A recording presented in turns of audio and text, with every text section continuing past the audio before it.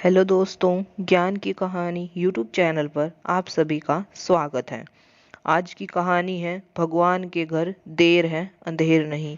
ये कहानी inspirational and motivational है। प्लीज़ कहानी को पूरी एंड तक सुनना। अगर कहानी अच्छी लगे तो लाइक शेयर एंड सब्सक्राइब कर देना एंड कमेंट सेक्शन में बताना कि कहानी कैसी लगी। बहुत समय पहले की बात है। एक अमीर इंसान था। उसने समुंदर में अकेले घूमने के लिए एक नाव बनवाई। तभी छुट्टी के दिन वह नाव लेकर समुंदर की सैर करने निकला।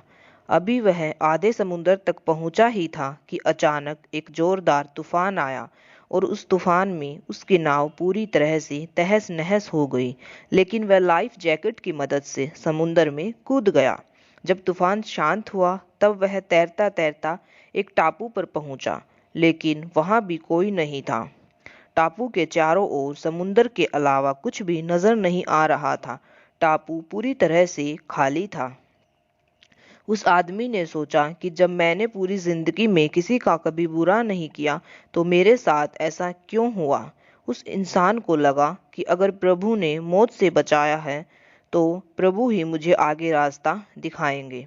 धीरे धीरे वह वहां पर उगे फल फूल पत्ते खाकर दिन बिताने लगा। परंतु जैसे जैसे दिन बीतने लगे अब धीरे धीरे उसकी आस टूटने लगी। प्रभु पर से उसका भरोसा उठने लगा।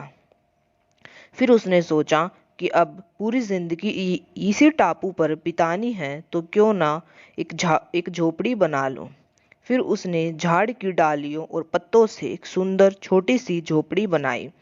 उसने मन ही मन कहा कि आज से झोपड़ी में सोने को मिलेगा, आज से बाहर नहीं सोना पड़ेगा।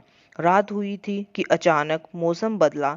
बिजलियां जोर जोर से कड़कने लगी। तभी अचानक एक बिजली उस झोपड़ी पर आ गिरी और झोपड़ी धधकते हुए जलने लगी। यह देखकर वह इंसान टूट गया। आसमान की तरफ देखकर बोला, हे प्रभु, ये तेरा कैसा इंसाफ है। तूने मुझ पर अपनी कृपा की दृष्टि क्यों नहीं की। फिर वह इंसान हताश होकर सिर पर हाथ रखकर रो रहा था।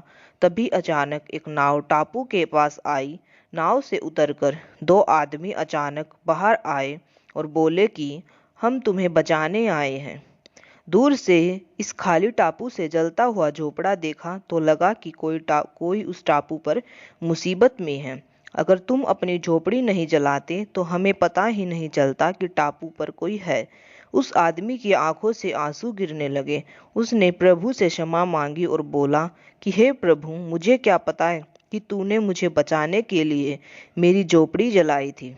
यकीनन तू अपने भक्तों का हमेशा ध्यान रखता है। तूने मेरे सब्र का इम्तिहान लिया, लेकिन मैं उसमें फेल हो गया। मुझे क्षमा करना।